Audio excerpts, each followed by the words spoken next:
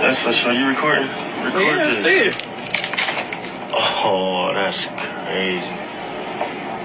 Bro, where Mr. Richards at, bro? I'm done. They got me messed up.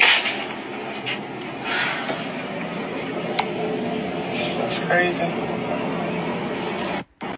I am shaking my head, but hey, I'm attorney Candace, and let's talk about how to deal with workplace discrimination. All right, so obviously everyone wants to always jump the gun and sue. Before you sue, you have to make sure that the treatment you're experiencing is actually discrimination of the protected classes of groups of people under the Constitution. So for example, if you feel like you've been discriminated based on your race, like this gentleman in this video, obviously an African-American man being given cotton can make a big argument for racial discrimination, okay? Age discrimination, discrimination based on your sex or your gender or your disability, all of those type of things, okay?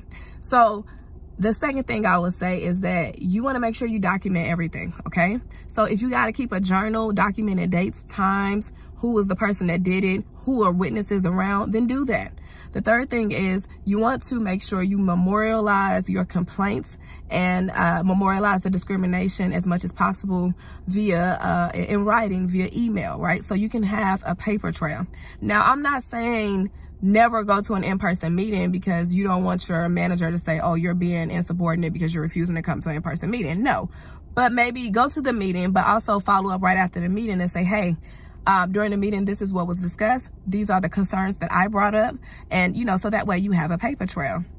The next thing is, before you can ever file a lawsuit, you have to file a complaint with the EEOC, Equal Employment Opportunity Commission, okay?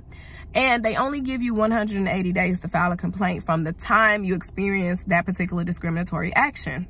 So with that being said, you have to move fast. Get with an attorney quickly, okay? And sometimes in employment discrimination cases, there's often a history of discrimination, okay? So you want to get with an attorney quickly so that you don't miss the statute of limitations, okay? And the last and final thing is stay strong, keep your head up. And, you know, if you feel like you've been discriminated against, sue, okay? Because change is made, as you see, via blood, with war and bloodshed, but also via the pockets, suing people to make a change and a difference, okay? If you just shrug your shoulders and say, oh, God will deal with them, then that leaves room for the next person to be discriminated against, okay? So I'm attorney Candace. Make sure you like and follow and subscribe to my YouTube, all right? Until next time.